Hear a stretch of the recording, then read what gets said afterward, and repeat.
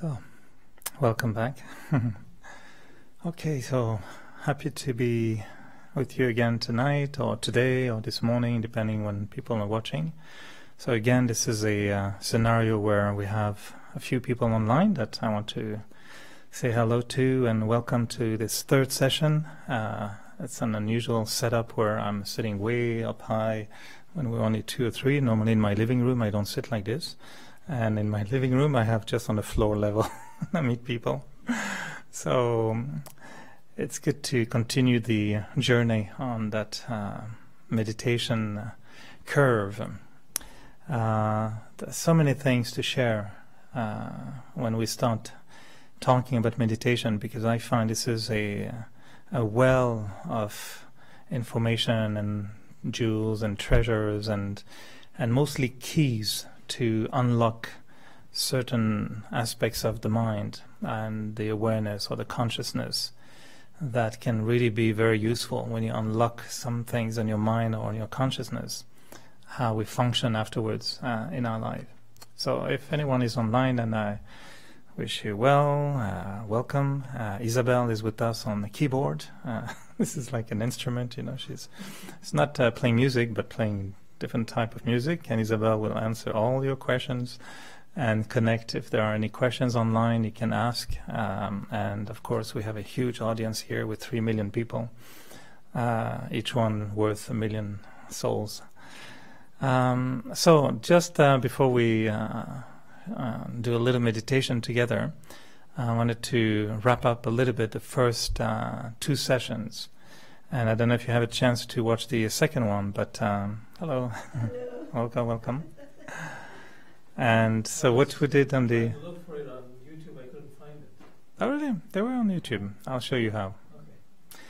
And basically what we want to introduce in the beginning is really like the 101 meditation lesson is about the mechanic of the soul, the mechanic of the self.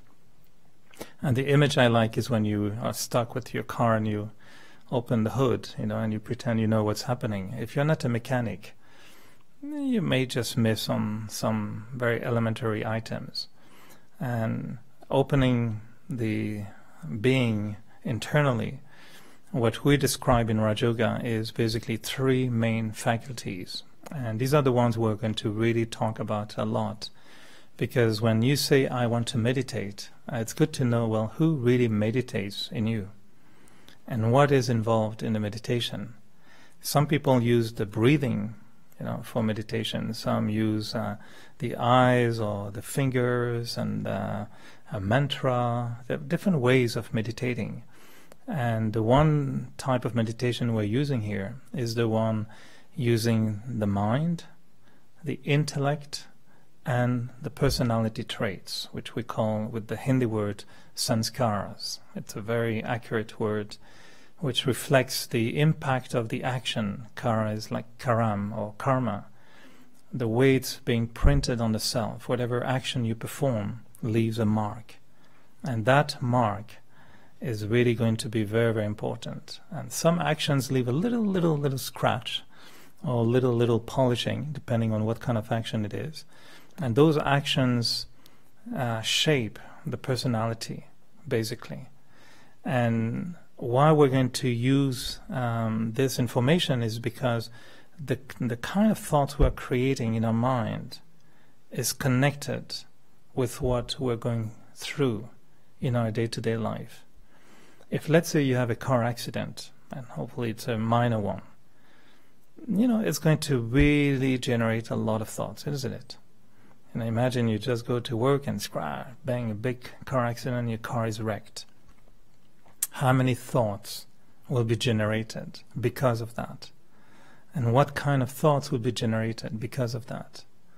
If, on the other hand, you just buy a little 649 lottery, and then on, I don't know which night it happens, maybe one night you look at the number, imagine you win $15 million.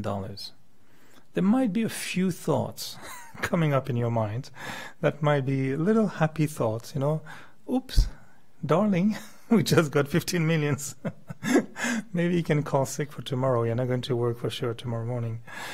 But imagine just these little events you're talking about, meetings at work with a colleague or with a director, and you come out of the meeting completely like, oh my God, what he told me and what happened, and it's spinning. So action will have an impact on what's happening in the mind. So mind is the faculty to think and to feel. And I won't go back into all the details because that's on the first and second session. Intellect is the faculty to understand, to discriminate, to judge, to have the will, the kind of a vision, instinct, premonition, the ability to memorize. This is the intellect, buddhi in Hindi. It's a different word. The mind, man, buddhi, sanskars. I use Hindi words because some really know them, and they're very specific. Why they call the Buddha. It's the wisdom of the intellect. So the buddhi is the intellect. And the intellect is extremely sharp. It's a razor blade. But sometimes it's not really, aiguisé. It's not really, it's old. It's a bit damaged. And it doesn't cut anything. And it's, I don't know what's happening with this old knife, You have knives that are very nice because they never cut your fingers. But they don't cut anything either. And some intellects are like that. And we call them a little bit boudou, like they are a little bit niaiseux. In French it's niaiseux. It's a bit like a bit simpleton, or I don't know, a bit ordinary, like it doesn't get it. You can say anything and say, yeah, it doesn't get it. Intellect is off, doesn't work. Don't understand, don't recognize, they're confused. And if the intellect is not working well, it's really difficult to go through life, because you can't make decisions, you don't know this, maybe this is right. Somebody tells you something, you say, oh yeah, why not? You believe strange things. Intellect doesn't recognize what makes sense and what doesn't make sense. And the wisdom is actually held by the intellect. So the intellect will be very, very, very crucial. And then comes our personality traits, their habits, the tendencies. In French we have a very beautiful translation. It's called behavioral attitudes. Attitudes that comes into your behavior, your comportement, attitude comportementale. In French, it's a very technical word. And what we really explain in the second session is about how all three of them connect. And the quality of the mind affects the quality of the intellect. If you feed the intellect with junk food all the time, or even toxic food, today they say, okay, don't eat this kind of lettuce. You might get, what's in English? E. coli in English, something like that. Anyway, bacteria infection. So just one nice salad that normally is such a very nice thing to eat, with invisible thing in it, can make you really sick. Some very innocent thought, very sweet thought, oh, I like you. But there's something hidden in that thought. Like, I like you, but actually I'm expecting something from you. It's a poisonous thought, suddenly. And that's where we're going to get into shortly. So those thoughts may look very nice, but actually they are toxic. And if the intellect doesn't recognize it, before you know, you're caught into something. It's like getting your clothes caught into a machinery which is really dangerous. And before you know, your whole thing goes through. So thoughts go into the intellect. Intellect process the thoughts. Do something or not with it. And based on your thinking, then you start behaving in a certain way. If you believe that somebody did something wrong to you, maybe it's not true, but you believe it. The intellect has the thought, oh, I don't trust that person. I'm sure that person is, meaning something wrong about me. Next time you see the person, your attitude is negative, you say wrong things, negative things, and you behave with mistrust, and you accuse the person, I think it's you who did that. You might be totally wrong, but the intellect didn't catch it. And so the behavior is questionable. And that behavior will leave a mark again on the soul, on the self. And that mark shapes your personality. not trusting people, lacking trust, being always saying, like they call it sometimes, you become membership with the conspiracy theory everywhere. You see conspiracy everywhere. It's a disease to be always convinced that there's always some plot against you and you're going to be persecuted. Could be a disease, and it's serious. But then it designs your attitude, and then it shapes your thinking. If you start to lack trust in people, every time you meet somebody, you look at a person, I'm not sure, must have some interest. I had a director one day, he was like that. He was quite incredible. He always took for granted that whatever we said must be based on some dishonest attitude.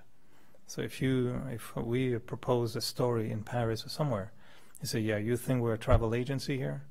I said, no, this is a news agency, but there's news happening in Paris, that we think is worth going. But his attitude was always, yeah, you want to take benefit of the system. I said, no, we just propose something somewhere else. But that's the way the mind was going. And then the discussion was getting negative, no one trusts each other, and then you go into the cycle. And why we pay attention to this is because if you want to have peace of mind, you have to sort out these three faculties, and you have to make them work properly. And we have to learn to generate thoughts. If you remember the 4 characteristics of the thoughts: speed, depth, direction, and quality.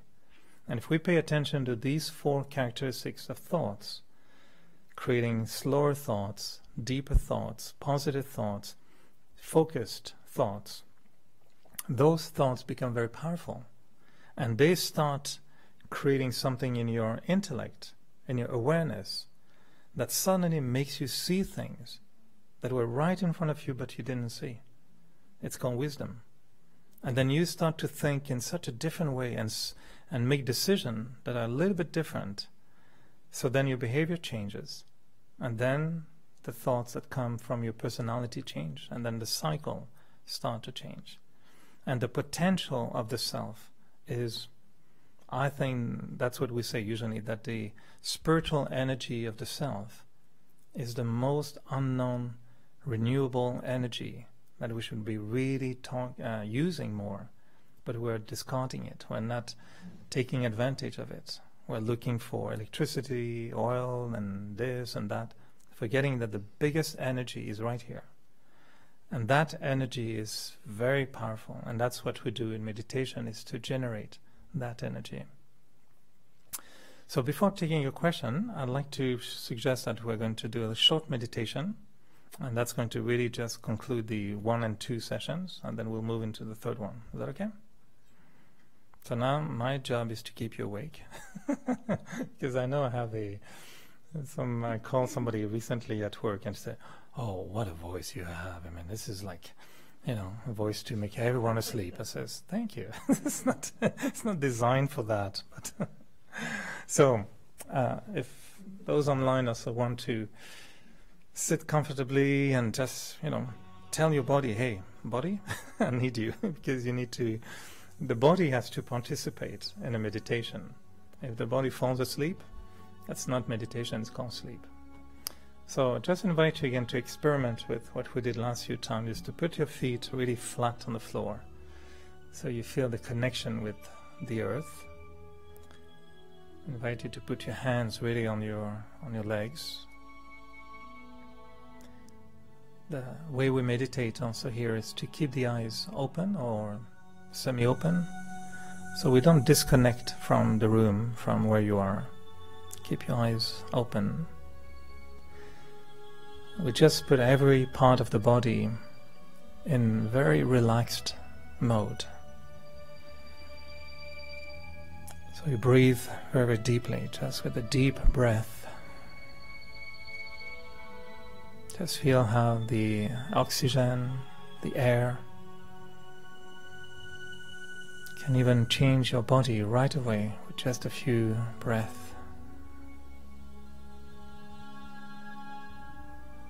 Imagine energy going through the body, and every single cell in the body becoming just quiet. Energy from the earth reach your feet. It's a beautiful experience to feel that the feet are like connected to the earth, as if we are grounded. Just take a moment to experience the energy under your feet, as if there is warmth, as if there is current. And imagine that through your feet there's a ray of light, powerful ray of light that connects you to the earth, to the planet. Just like a tree has its roots deep within the earth. Imagine that there is beautiful rays of light connecting the earth with my body, and it's coming through the feet. And that energy is flowing through the body, just like current in the water. And imagine your whole body becoming filled with light.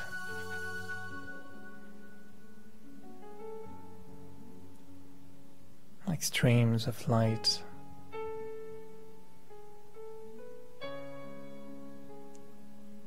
A flow of light going through the body. And through my hands there is warmth.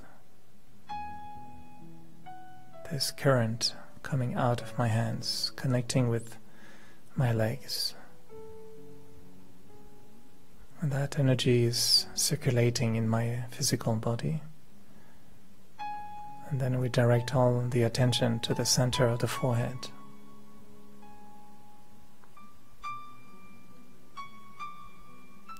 And we imagine that right behind the eyes, in the center of the forehead,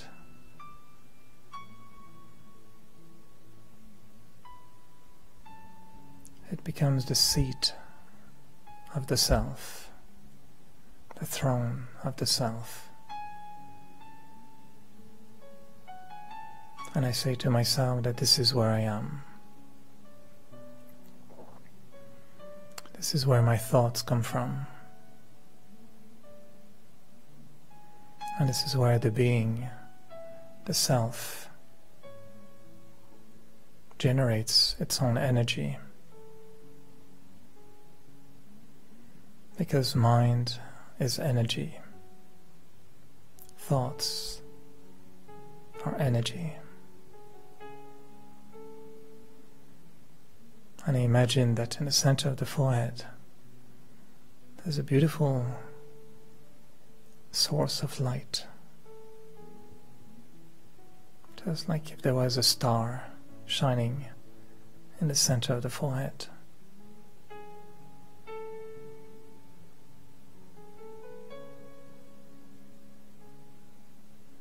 And just feel that little pressure in the center of the forehead, connecting with your thoughts. This is when the thoughts are generated, created.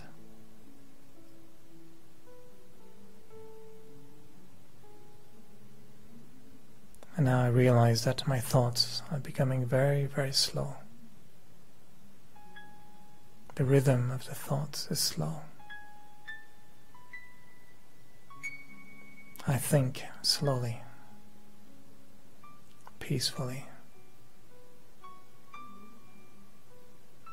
And I know that in that peace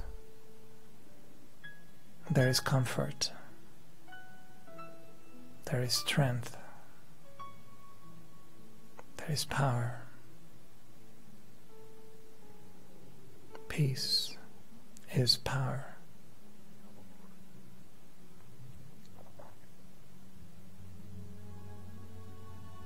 And my thoughts are calm. My thoughts are positive. I know how to think positive. And I'm enjoying using the mind in a positive way.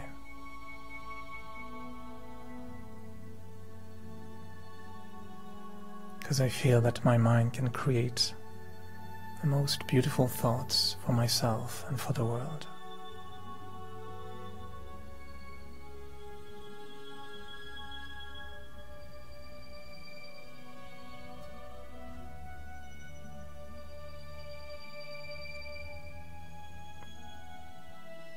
So my thoughts are peaceful, and the energy around me is peaceful. And now I just imagine that I'm radiating that peace all around me.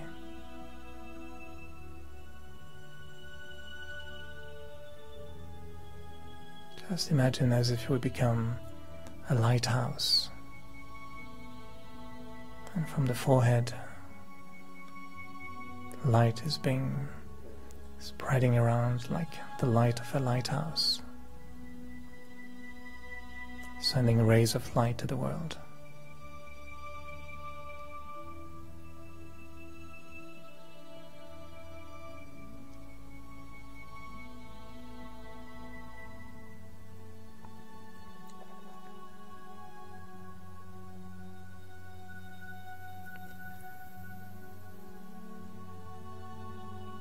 And now through my eyes I can see the room around me and just feel that that experience stays with me. And I bring that experience back to my reality. And I know I can just remain like that, quiet and peaceful,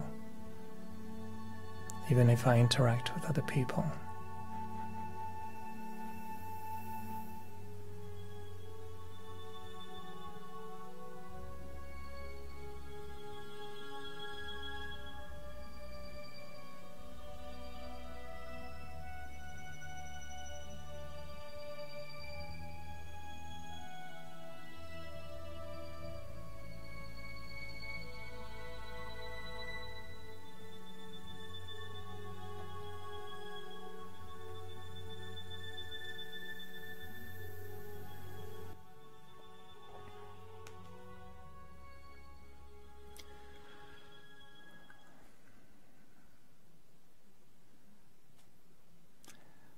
So, did you enjoy? Do you feel it's like slowing down? Or is it pre-sleep experience or is it meditation experience?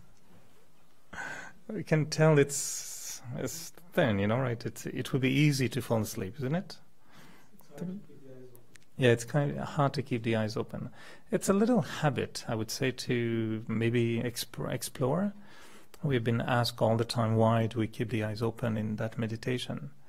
And we find that sometimes I do close my eyes when I know that I'm really, really alert, and I'm aware of what I'm doing. But the advantage of keeping the eyes open or semi-open is just that we create that natural feeling.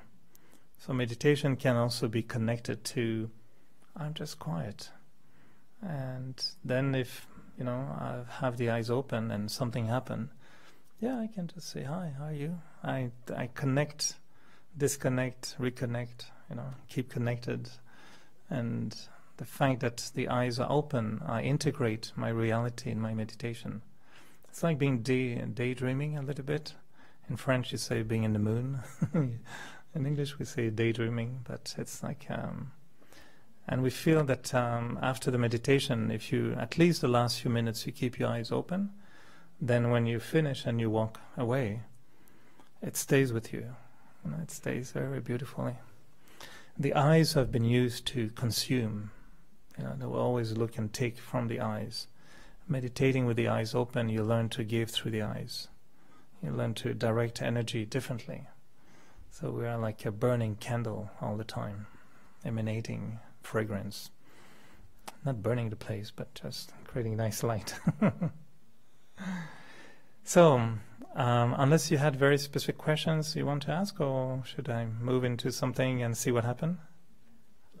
And we're going to just use the mic this time, because those online were complaining last time they didn't hear the questions. So Isabel will do the magic trick. It looks like an ice cream, and you just pretend you're enjoying the ice cream. Hold on for a second, she'll put it on. So you were describing the three dimensions of meditation, the mind, the intellect, and the sanskar. Mm-hmm. And you were saying sometimes the intellect will or will not perceive correctly, am I right? Mm-hmm. So the intellect in itself, can it be wrong, or is it the fact that the intellect is not able to perceive the right thing? I don't know if you... Yeah, it's both. I mean, it doesn't perceive the right thing. So the judgment the intellect will make will be wrong. And the intellect is really the, it's like if you remove your glasses, you might see me more nice than I am really, but I'll be very out of focus. I'll be just a shadow. And it's not that I am a shadow, but the eyes don't perceive the reality because something is missing. So if the intellect is not sharp enough, we call sometimes the intellect far-sighted. And we say when the intellect is really doing its job, it is far-sighted. It can see really what's coming up.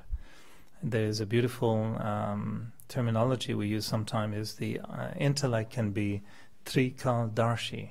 In Hindi, it means a knower of the three aspects of time. The intellect can understand the connection between past, present, and future.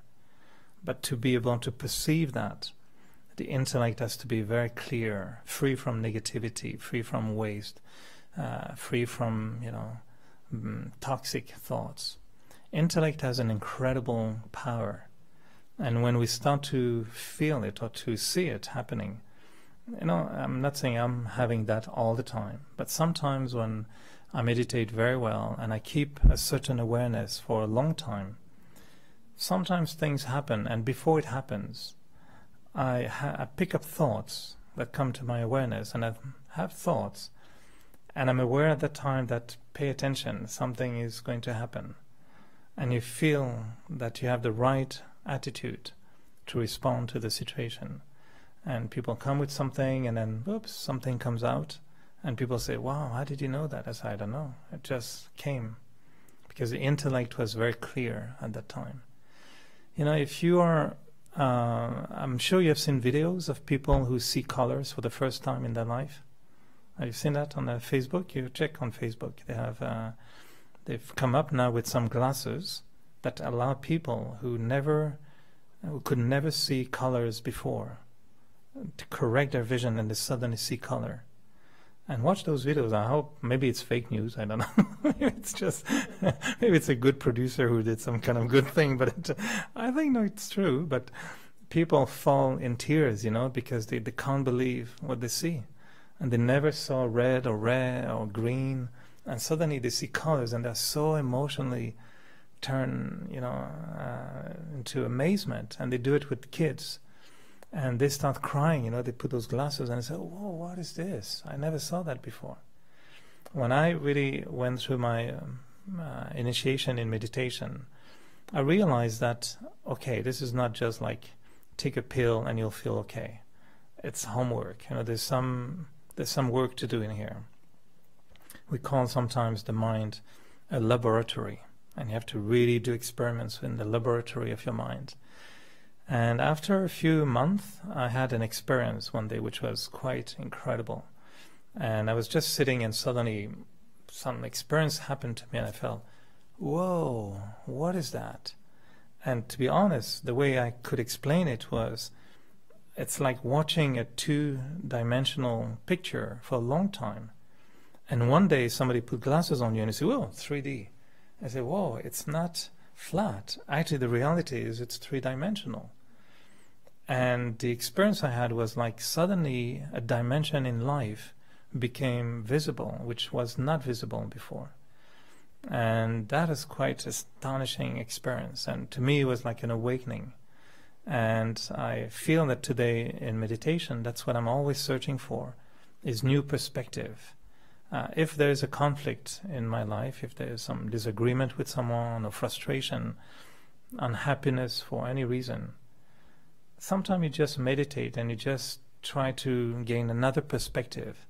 And when you unblocked the problem and you realize there's no problem, it's all here. I'm reacting because of this or that, or it's my reaction, the problem. And my real problem is my ego. I can't tolerate somebody not liking me. That's a problem. If you don't tolerate people not liking you, the first time somebody criticizes you, you take it personal and it's my reaction which is the problem, not the person. We've done, I'm working on a piece about changing mindsets in business. How people who are doing business, if they change the way they think, they change the company, they change the reality in their company. And today we're going with systems that are so heavy, performing, you're calculating how much you perform and you put pressure on your employees and they have to perform more. And they neglect completely a main ingredient, which is the well-being of people, happiness in people. And so that lady was sharing how in her company, problems was something really bad. And one day they realized problems is actually what brings the best out of people. It's perspective. So intellect is that kind of lens. We call it a lens. It's a lens that if you play with it, suddenly you say, oh, it's so clear. But if your lens is out of focus, everything is out of focus. So what we're going to do now in that third session is very interesting, because what we described, basically, I've been using the word the self so far, but we can call it differently. And the philosophy of Raj Yoga, and I use on purpose that word philosophy, which means I like to describe philosophy as a painting of reality. Picasso can look at a woman and say, such a beautiful woman, let me paint that woman. And if you look at Picasso's painting afterwards, say, whoa, this is a woman? My goodness, how did she get that nose like this? And but that's his perspective on the reality, isn't it? It's called Picasso. Monet will do something very different. Same painting, same apple and lady, but, we'll paint it differently. It's called philosophy, the way you think of life. So in Raj Yoga, what we say is that mind, intellect, sanskaras or personality traits actually is the elements that together is what we call the soul. I use the word self, but we like also the word soul. And it could be, we could have called it cabbage, but you would have said, what a nice cabbage you are. That would have been a bit strange. But it's just a word. It's only that when you understand what the word means that you can use it differently. And the reason I introduce that this way is because using the word soul right in the beginning will create in your head totally different realities. For everyone, if I were to ask someone, can you draw me a picture of a soul? What do? If I ask you, have you ever taken a picture of a soul? You say, well, not quite. What is the soul? Everybody has different opinions. It's very vague most of the time. So that's why I wanted to do the other way. Describe what is visible in me, which I can pinpoint. Everyone can say what thoughts they are creating. Everyone can start to analyze how their intellect is. Recognize capacities of memory, concentration, understanding, discrimination. We know that. It's there. It's a reality. It's not a belief. And if I describe personality, my attitude, my behavior, my style, we know what we're talking about, right? So this is not a belief system. It's description of a reality. And we say, well, this is what we call the soul. And next to the soul is what we call the body. And the body and the soul together is what we call human. The body is human and the soul is the being. So it's called a human being. And our approach in spirituality is to say that I am a human being. So I'm a being in a human body. And the very interesting change in thinking we're going to propose, and you'll see why we propose that, is to think about the notion that maybe we don't have a soul. I'm waiting for your reaction. Okay, we don't have a soul. You should be, no, we do have a soul. Okay, you're, I'm coming with something. Why I would say we don't have a soul? Because we have been talking about the soul as if, You went, shopping on a Black Friday and you got a soul on special and you bought one. You don't have a soul. We would say, I am a soul, but I have a body. And it might seem a very inoffensive change of thinking, but we believe, and this is now, we believe, I use that word believe, we think and believe, that this little change of thinking is actually like turning the whole world upside down. Because so far we have always been thinking, I am Eric. Well, I have a soul somewhere in there, it's floating. I don't know what it does all day long, but it's there, isn't it? I have a soul. And then we talk about the soul. We can say sometimes, it's a nice soul. But we don't really know what we're talking about, first of all. If I'm saying, hey, he has a nice nose, we know exactly what we're talking about. We know where it is. But if you say, well, his soul, he has a nice soul, we say that. What are you talking about? You're saying he has a nice personality? Are you saying he has a nice, he praises me all the time, so he has a nice soul? What are we talking about? So when we use that expression, I have a soul, it's like as if, who is the I that has the soul? But when we say, I am a soul, and I have a body, it's a very different story.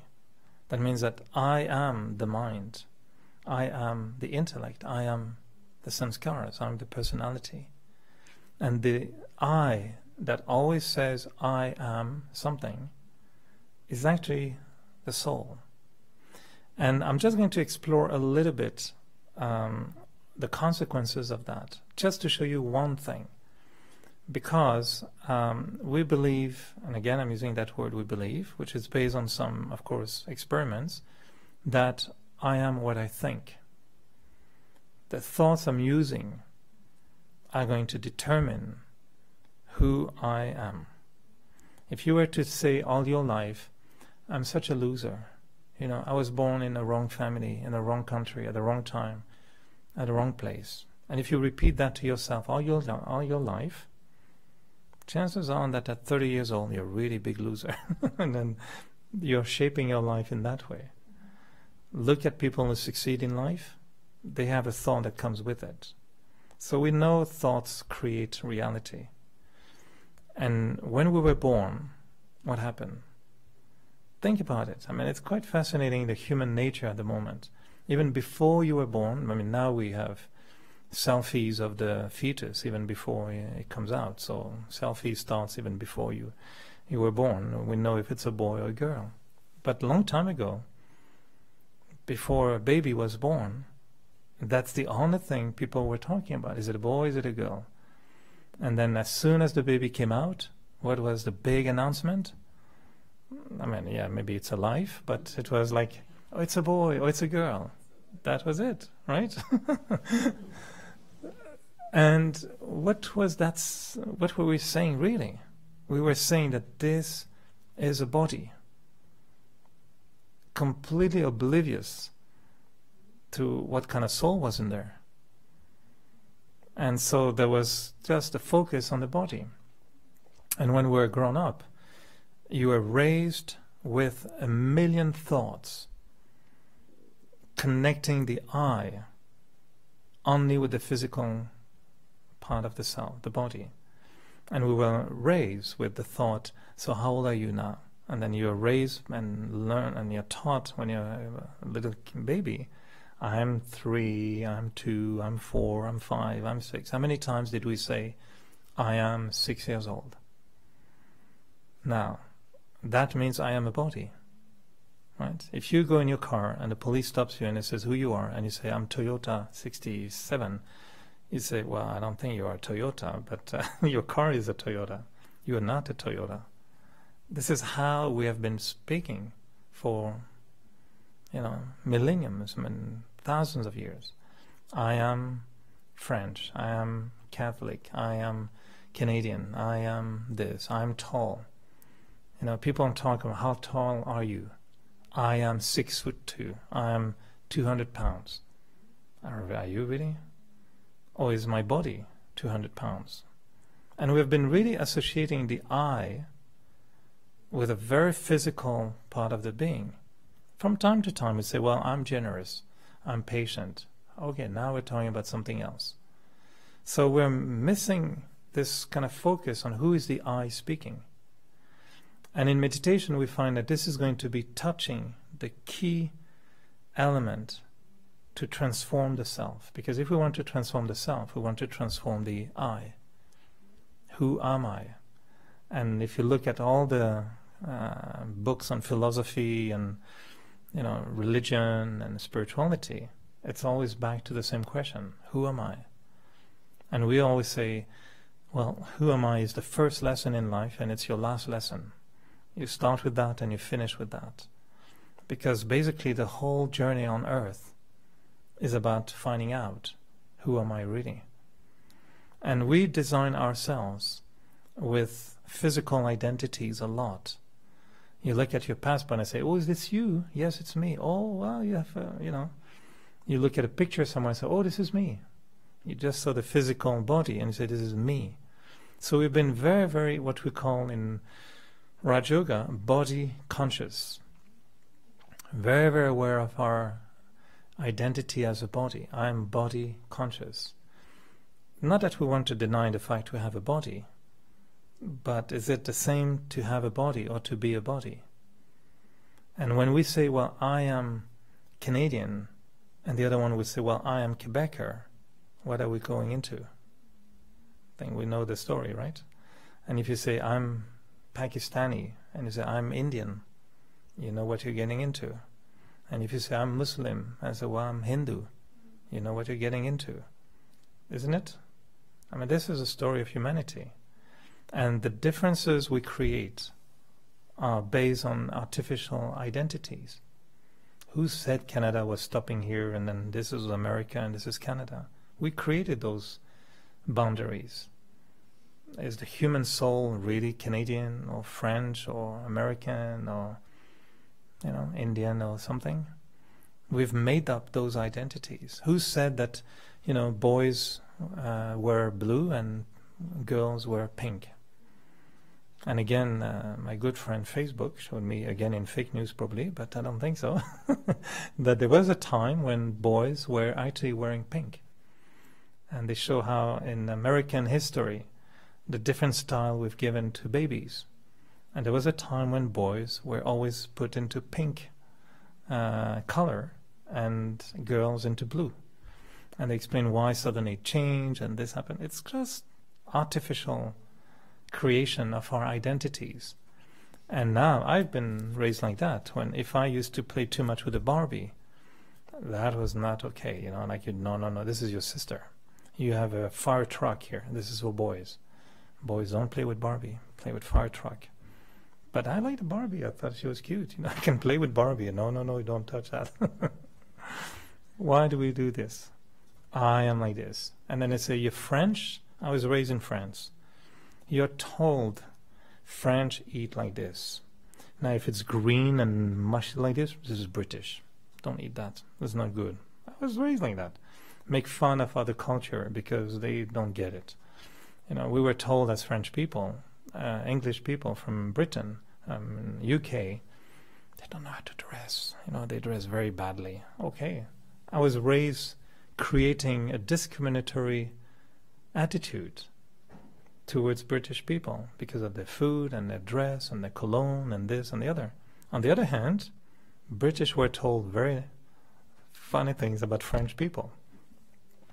Now we're surprised that one day you get to talk to a British person and you start to dislike the person because you're raised with the notion this is identity. And if you're raised in India today and then you're told about people in Pakistan, or if you're raised in Afghanistan and you're told about people there, you start hating people that you never met for wrong reasons. They're human beings with the same, we always say remove one, a tenth of a millimeter, scratch it from this, you're the same color. It's just a tiny, tiny, tiny micro millimeter on the surface that creates a different color. And we're raised with the identity. I am this. I am Canadian. I am French. I am tall. I am fat. I am small. I am blonde. Blondes are better than non-blonde. Oh, everybody's blonde today. I always find it so funny that, I mean, the guys will know that, but I don't know what happened one day. One guy came out probably of the shower and forgot to remove his little ponytail, and he went out on the street, and people thought, oh, this is interesting. So one guy probably wore that little funny, they call it a chignon, a little top knot, then two, then three, and today you look in the street and say, what are these guys doing? Everybody is wearing that little funny thing. I mean, 5 years ago, it would have been considered absolutely ugly and terrible. But now it's okay. Imagine I go out today with a wig that they used in the 16th century and my funny little shoes with high heels. I go out like that to work. And people say, what's wrong with you? I said, nothing. I mean, Louis XVI used to wear that. And it was totally fine, you know. Yeah, but we don't do that anymore. It's just fashion. You know, I think in 100 years, people will watch pictures of us and say, look at how they dress. I mean, this is crazy. In 100 years, maybe wearing what we're wearing today will be considered heretic, you know, like completely mad. Who is it that design who we are? And we've been creating those identities based on that. So I know I'm stretching the notion of who am I? But basically what we want to challenge in the context of the mechanic we used, mind, intellect, personality traits, what we're coming up to is what kind of thoughts am I using when I designed who I am? And it becomes very different if I start to think I have a body which is pretty big or whatever it is. I joke sometimes, and one day I was invited to of my good friend, and he had a little party, and he invited me, and I came a little bit late, and then I was in Alberta at the time, and of course I had a very strong French accent, and people keep asking me, so where are you from? And I said, oh, I'm from another planet, but I heard there was a good party here, and everybody said, who's your friend? You know, he says he's from another planet, and I say, yeah, I'm extraterrestrial. Are you not extraterrestrial? Were you born on Earth? Oh my goodness, you were always on Earth? Oh, it must be wrong, you know. And I was just joking to see how far I can provoke until they really classify me as really lunatic. I said, no, I come from a world of light, you know. But there was a deal in France, so I took a body in France, but it was 50-50 French Quebecer. So if you look at my label, it's ingredients, 50% French, 50% Quebecer. So that was a special in '62. I took that body. They were listening to me and looking at my friend saying, who did you invite again? Is it like is there a performance tonight? Is he a comic, or is it really happening?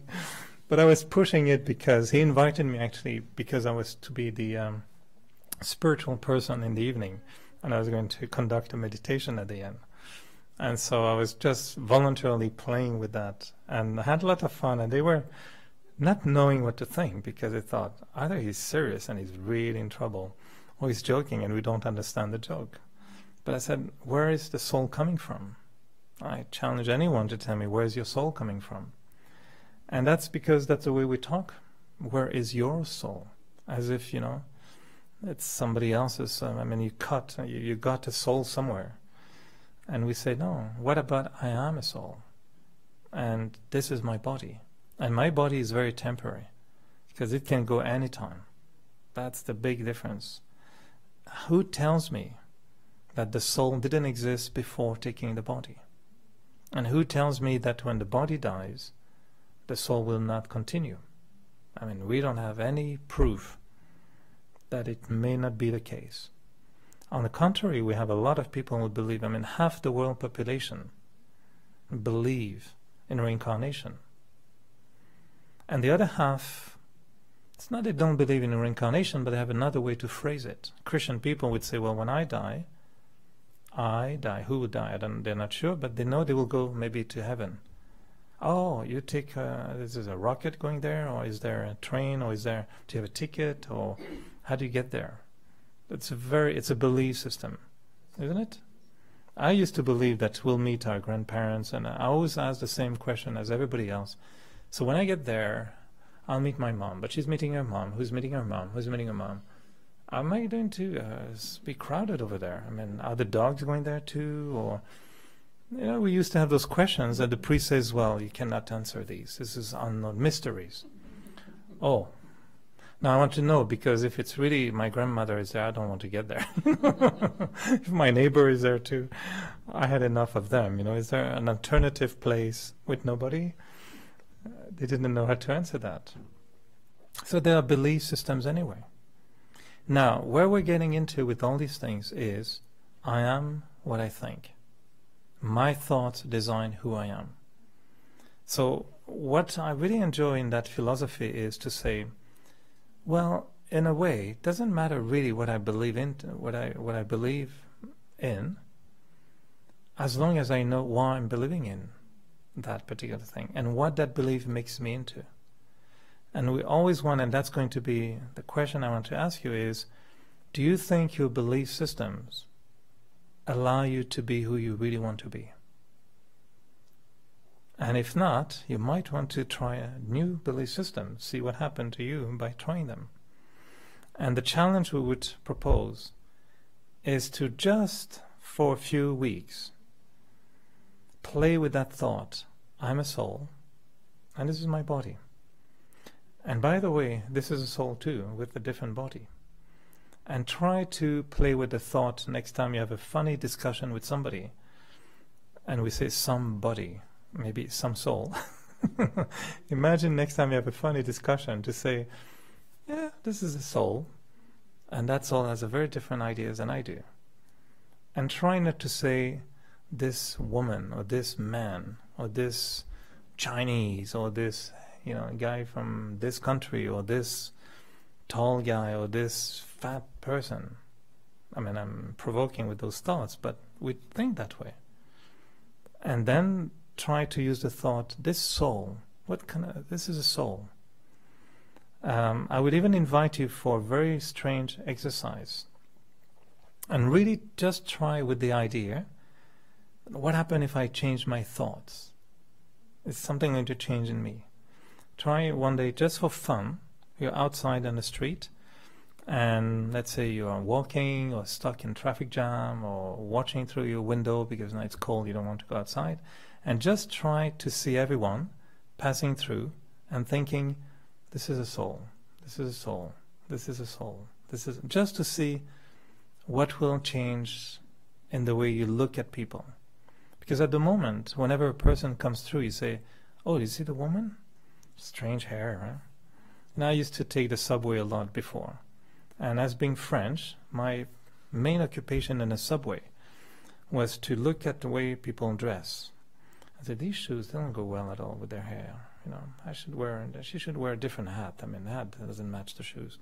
And you go on like that for 10 minutes, redesigning everyone's way of dressing. And then somebody speaks and says, oh, I don't know, why he's so stupid, why speak like that?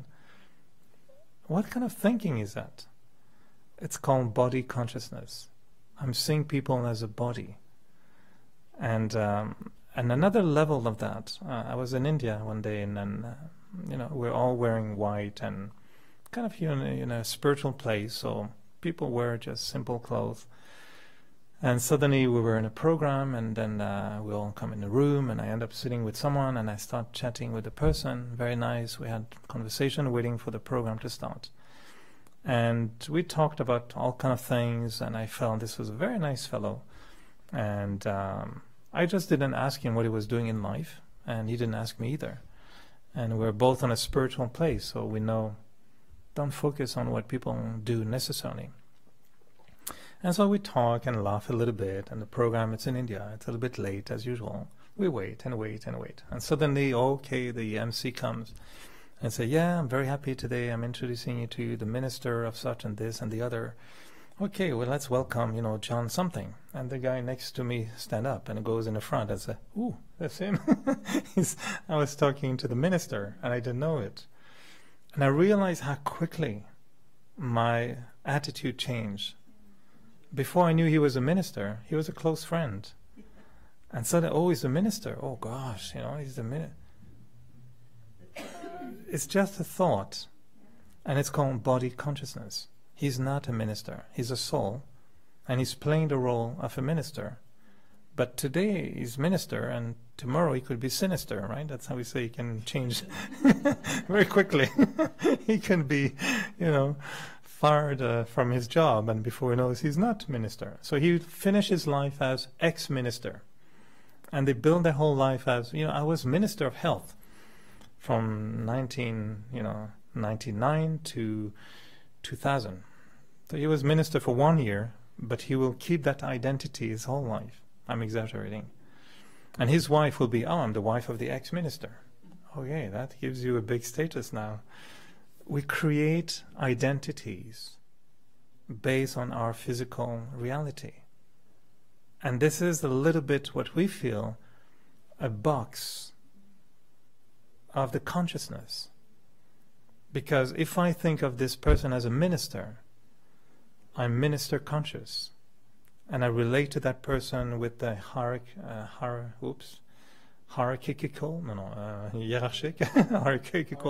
hierarchy something in my, hierarchical something in my vision. But until I knew he was a minister, we were equal. And the feeling of the heart, of the connection was very close, was friendly. Oh, minister.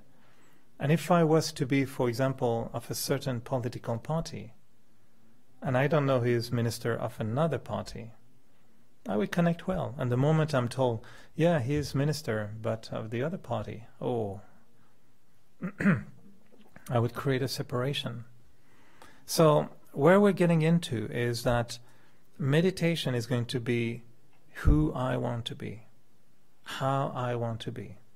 And if I design that in my meditation I want to become a very positive person, a very enlightened person, a very,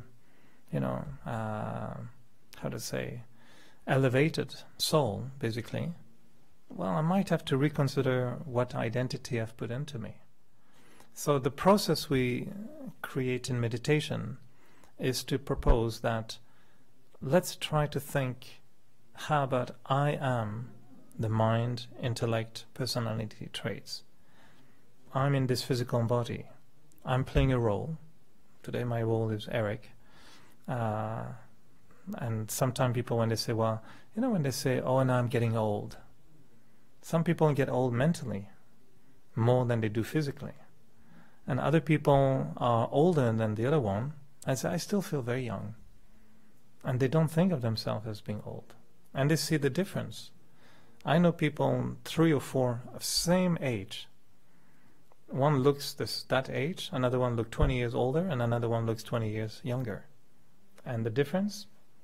How they think, how they connect. Some people keep telling us, I don't know, my body's getting old, but I don't think I'm getting old at all. And other people, as soon as there's a little thing, oh, I'm getting old, and it is in my hand, and then they create aging in their awareness a lot. So it is, I am what I think, basically. If we think that being a great singer with success is better than cleaning the street, it's called body consciousness. If we believe that being born in a wealthy family is better than being on the street, it's body consciousness. What about the soul? Some people on the street are way cleverer than people with wealthy homes. It's just very relative. So, mind, intellect, sanskaras. Who am I? And what type of thoughts am I going to create? If I start creating thoughts, okay, my body is getting old, I have to pay attention to it. What that thought is a thought of detachment. And that thought, being a little bit detached, generates an attitude which would be much more positive, less fear. If I keep thinking, maybe I'll die, I'm this body, so I'm getting old, maybe I'll die. This is fear, isn't it? So you think, I might die. That thought generates fear. But if you say, oh, this body's getting old, I think one day I'm going to have to leave it. It's another attitude. I'm not saying it doesn't matter.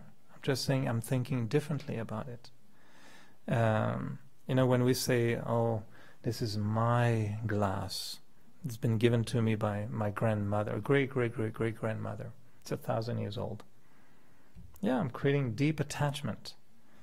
Another reality is, this is a glass. Period.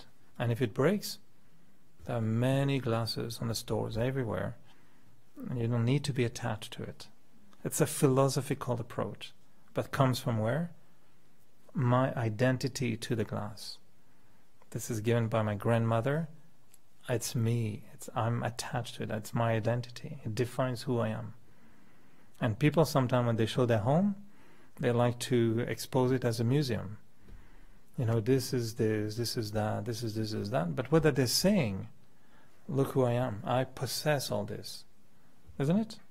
And they make a big show of exposing everything they have as if it's a big museum defining who they are. Well, the day they're going to lose it with a fire or something, they're going to be, devastated because they don't have an identity anymore. So the rest of their life will be, I used to have. They will continue the museum. It's not there anymore. But they will continue the identity. Oh, I used to have such a painting of Picasso. It's burnt. I used to have this. And I'm so unhappy because I lost my identity. Now, I know it's a stretch from what we used to talk about up to now. But it's deeply connected.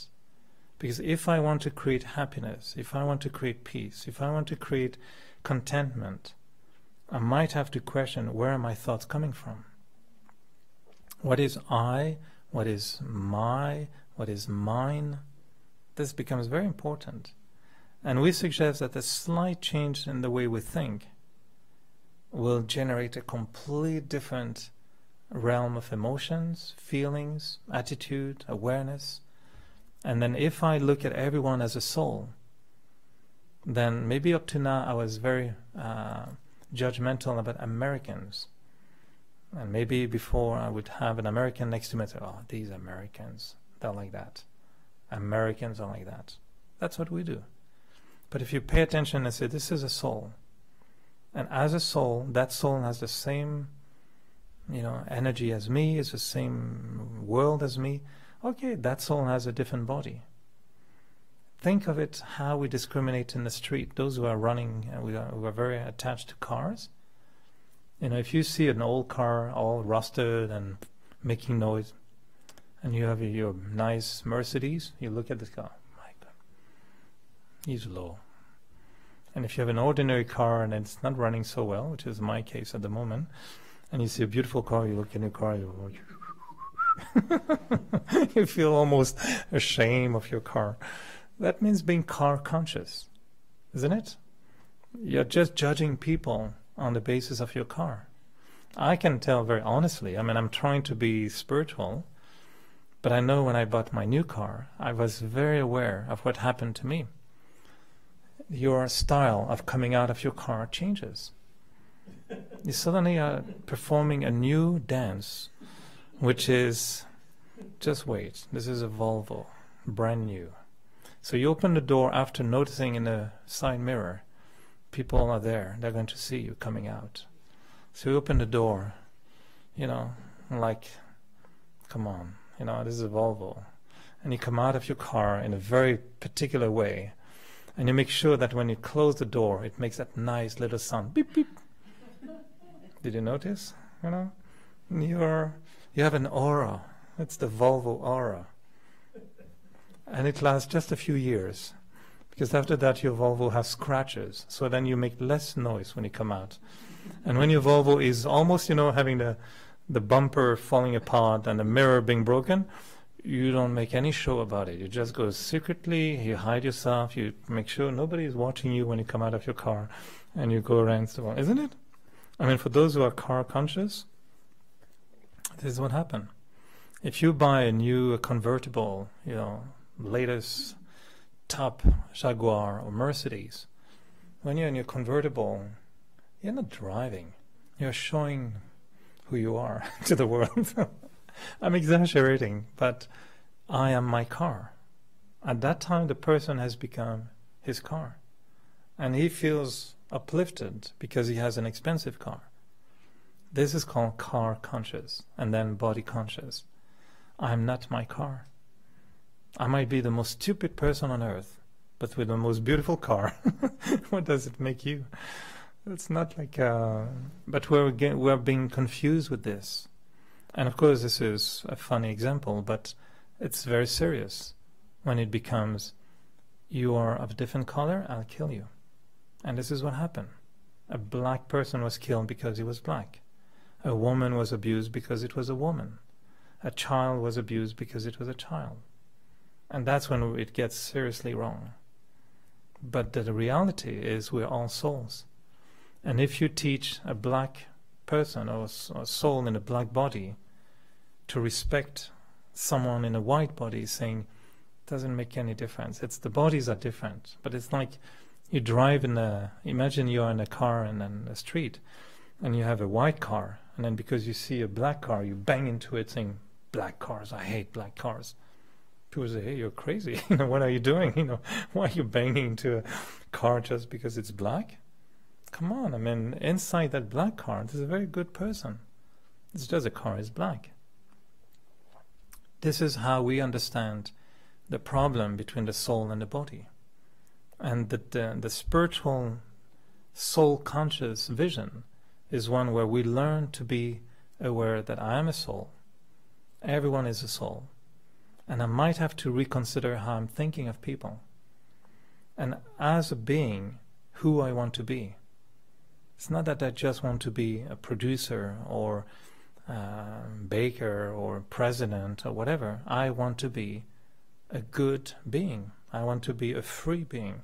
I want to be a spiritual being. I want to be a being that generates very beautiful things in life. I want to be self-realized, etc. So these kind of thoughts about who I am are becoming very, very interesting. And so meditation will suddenly change completely. Because in meditation, if we say, well, I, the thinking being, I, the being which is not physical, so what am I? If I'm not physical, I'm not 20 years old, I'm not 30 years old, I'm just a soul. And I, the soul, I exist. You might want to even think, I, the soul, don't have a notion of time, young or old. So the soul is eternal, it exists, period. I'm not Canadian, I'm not French. My body is, but I'm not. Well, so what am I? I'm just a being. I'm a human being. I'm on earth at the moment, and this is amazing. Because I don't know how long it's going to last, but for the time it lasts, this is great.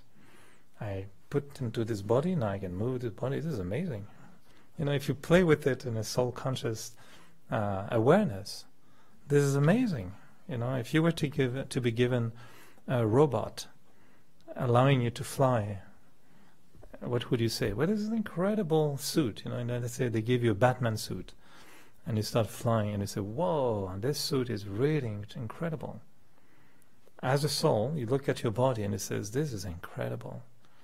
You put salad, cucumbers, tomatoes here, and it does, I don't know what, process things, and I have energy. Who invented these things? They work pretty well, no? I can see through my eyes, can speak through my mouth, can hear through my ears. If you're a little bit detached from your body, you think, this is this is better than Volvo.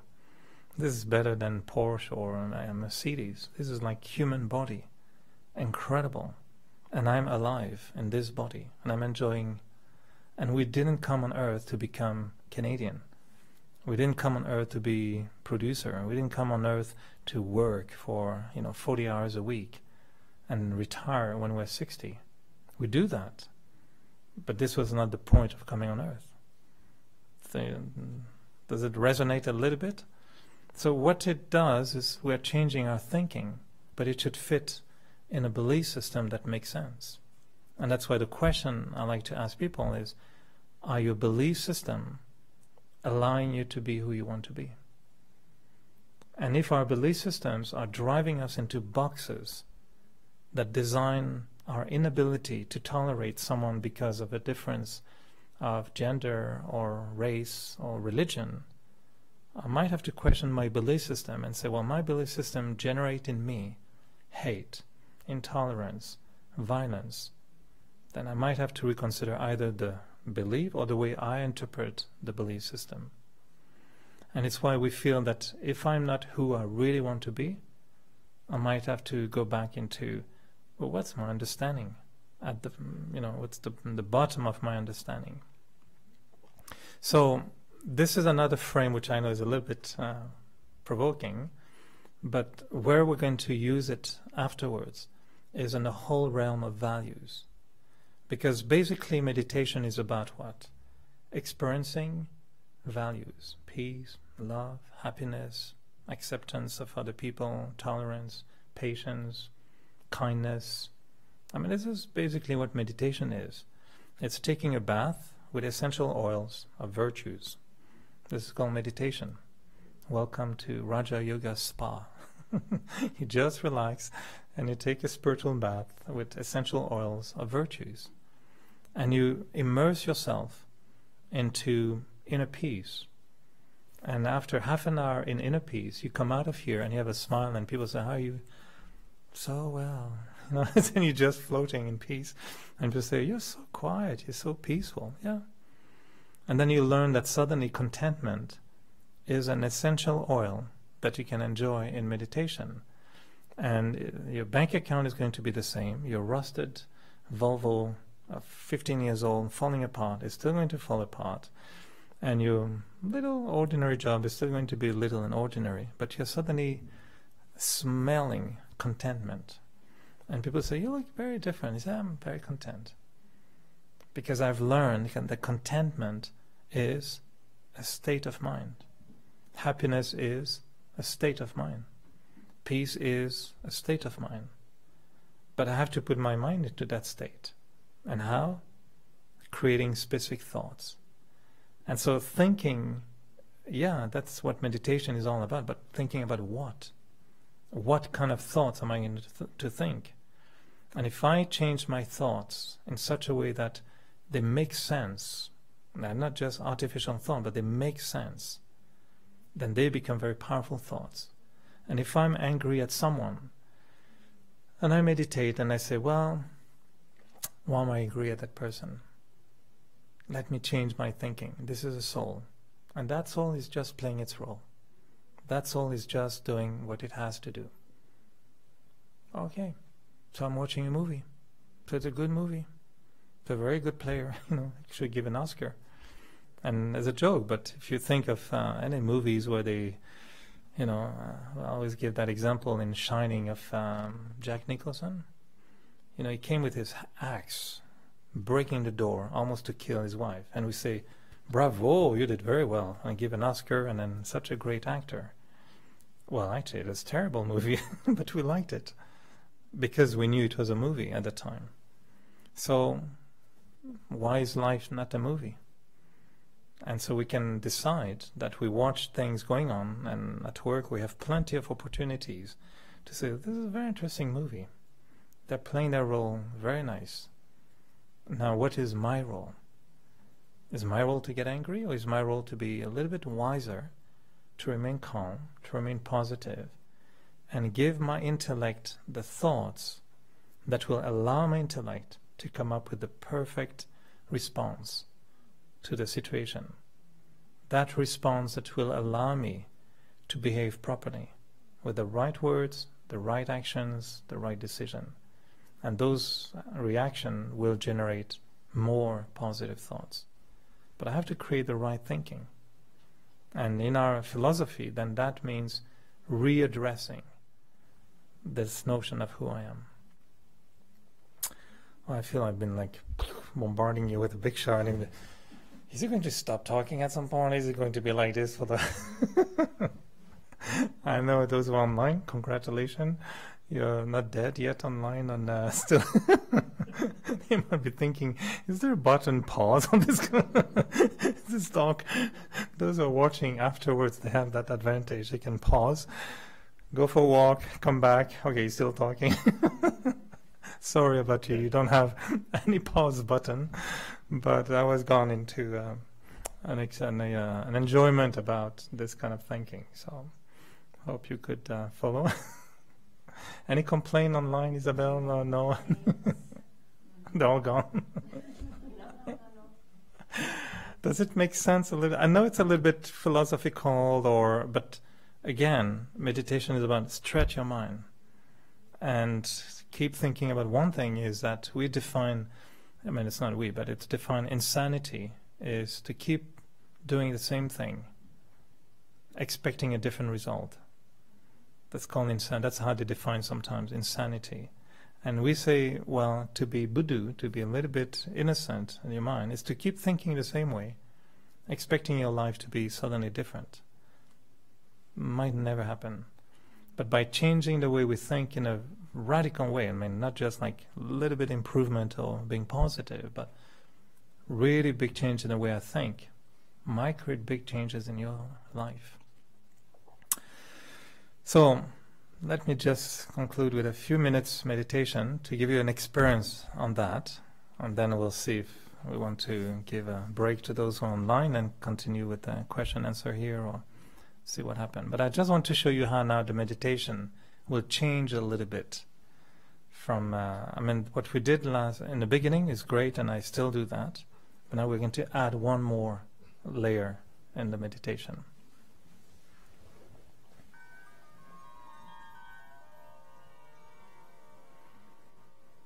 So same process as in the first time, we just relax, but we are already relaxed now. Just feel as if you're creating that feeling of coolness, warmth. Your body is relaxed, the mind is relaxed.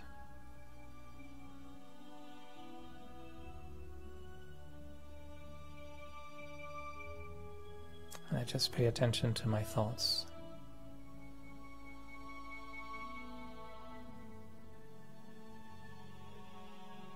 And I understand now that every thought I create generates energy, feelings, awareness, and ultimately shapes my identity.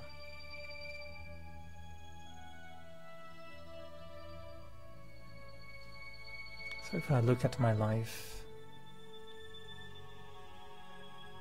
I can see how so many situations have happened, one after the other, leading me to what I am today.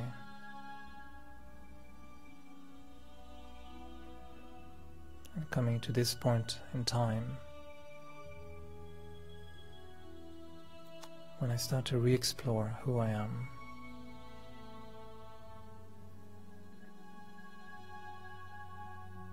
suddenly becoming aware that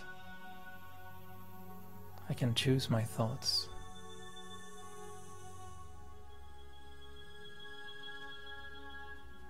I can choose how I feel.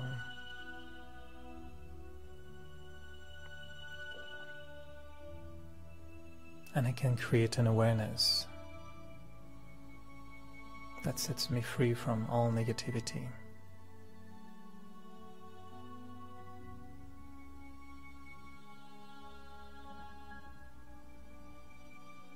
And I've been thinking so far that I have a soul. Just for a moment, I use the thought, I am a soul. And it is I, the soul, that experience life through my physical body. I, the soul, think. I, the soul, feel. And it is I, the soul, that plays my role, that act through my physical body.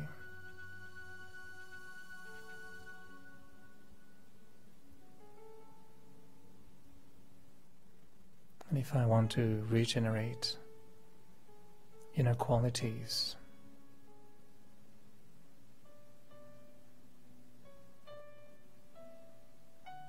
I want to generate positive and beautiful thoughts that will inspire me to be those qualities.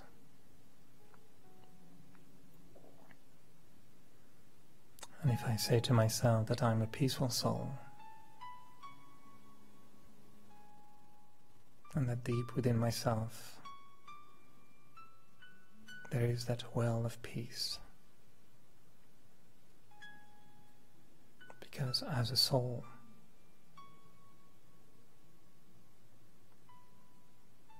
I see that my nature is peace.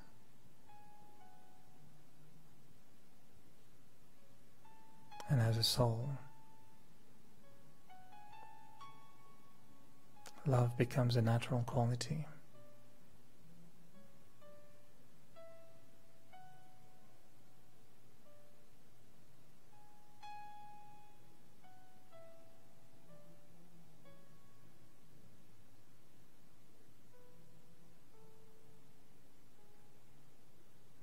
So I appreciate for a few moments that beautiful chemistry between the soul and the physical body, knowing that I, the soul, can regain mastery over who I am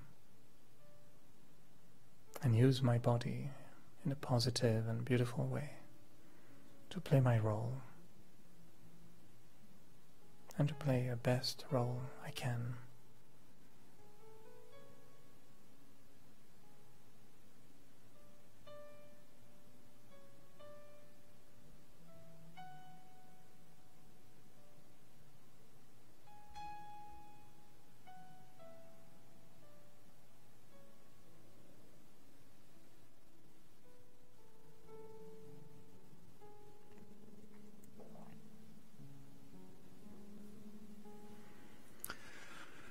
Okay, so I kept it short, but this meditation could be ultimately what I'd like to share with you one day is half an hour, 1 hour, so that the mind can really, and it's like when you take a bath, it's good to stay soaking a few minutes, then that would be the intention. So next time would be the 4th session, would be the last one, and what we'll do in the next last session is really the technique of meditation.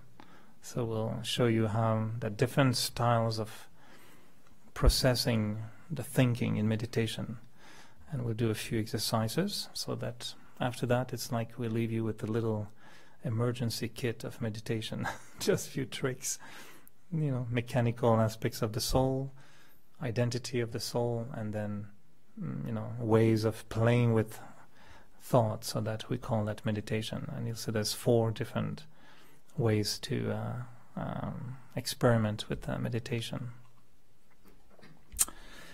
Any questions, complaints, criticisms? You go to Isabel. Anyway, I appreciate your patience. I didn't realize time just went like that.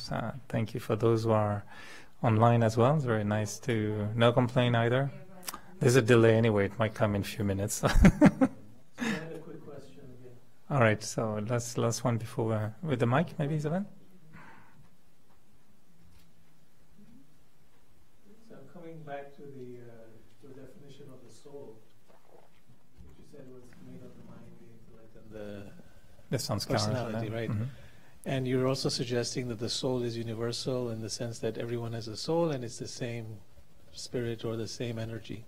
Right? Yeah, that's the same identity, I would say. It's the same family. Like we're all monkeys, or we're all monkeys. Now we're all souls. That's different. But at the same time, the sanskar, as you said, is created by the actions that the individual is doing or performing, right? Which leaves a mark, and it becomes, you know, you carry that with you. So in a sense, there is already a separation between my soul and your soul, because it's not the same then. Exactly. So there is a separation. Yeah. So we believe every soul is unique. Okay. And distinct and completely different from one another. So we're not part of a big soup, because the original thinking is that we were all in the same soup, and then we all came out and we all go back to the same soup. And we think that it may be a view of the spirit, but it doesn't equate with the observation and the reality. So what is the universal soul then, which is kind of the unifying soul, if you can call it? Well, we call that sometimes the supreme soul, Paramatma in Hindi. So it's a supreme soul. It's a different type of soul. And this is part of the Raja Yoga course, advanced course. Stay tuned. Please come back. But it's true, we do feel every soul is unique. And every soul has a separate role, separate destiny, separate identity, which is beautiful. And we feel that not two souls alike. What I meant is that we're all of the same family, in the sense every soul has a mind, intellect, sanskaras, but each one is completely unique. And we believe that a soul, and again, it could be a belief, but it's something that I'm talking about me. So I should be able to observe my thoughts. If I keep thinking of myself as a body and watching my body all my life about my nails and this and that, I'm very body conscious. I know every part of my body. I see a picture of me. I define this is me. If I could spend just a few weeks, a few months, which is what we really invite people to try, just for a few months, to explore a little bit different thinking of the self as a soul, you will discover as many realities in that way of thinking than you do when you think of yourself as a body. And it's not a belief, it's just an observation. At the moment, we've never thought, I am a soul. We thought, I have a soul, or, we have a soul, he has a soul. When we start thinking, I'm a soul, suddenly we start to think of the self differently. And we'll observe things that are very natural. And then it's like if I tell someone, can you just go through the window and get me the paper on the sidewalk? Anybody would say, sorry, I know I can't go through the window. I don't have to explain, that you cannot go through the window, because they are body conscious. They know the body doesn't go through the window. But if I'm soul conscious and I'm asking you, can you just bring your mind on the street and help that lady who is walking, and just give your mind, through your mind, give that person peace of mind? Suddenly you'll realize I can do that, because I, the soul, can go through the window. My consciousness can go through the window, and I can reach out to the person right there, and through my mind I can give peace to that person. But we never practiced that. We were never told we could do that. We create here sometime meditation every third Sunday. We call it World Meditation Hour. And our purpose in all the centers, you were asking me earlier why we're doing this. Everywhere around the center, there's 8,000 centers. We collect more than 1 million people every month. And the purpose is to serve the world, is to give the world at least some energy of peace, purpose. Are we saving the world? Probably not. Are we helping the world not to go as bad as it could have been? Yeah, probably. So we're projecting, through the mind, positive energy. And some people might say, well, you fools, the world is so bad anyway. I say, yeah, but there are many stories about how a little girl can, bring a drop of water to a fire and suddenly, inspire the gods of rain to rain, and then the rain came. And when the god of rain was asked, why did you extinguish the fire? He said, I felt so inspired by that little bird. There's stories like that, mystical stories. So the mind can do amazing things. We just have to play with it. And we feel every soul is unique. And in the beginning we don't know, because it's a belief. But if I start to think, I'm a soul, I'm a soul, I'm a soul, one day it's so obvious that this soul is not me. And we're maybe, soul, but we're not in the same soup. So enjoy your meal. And then let's see what's the hors d'oeuvre. Each quality, we have all qualities. Oh yeah, all qualities. So if you saw the person, the people as a soul, then you can see the qualities as well. Yeah, when we see the soul. Yeah. As a soul connection. That's true. Because when we used to look at the body, We only look at what are you doing, how much you're earning, you know, are you married, are you gay, are you this, are you Indian, or are you Muslim? And then we put all these labels. If you're soul conscious, you really search for what kind of soul is that, and you see the qualities. It's true. All right, next week I'll try to be less than 2 hours, and then we'll be enjoying.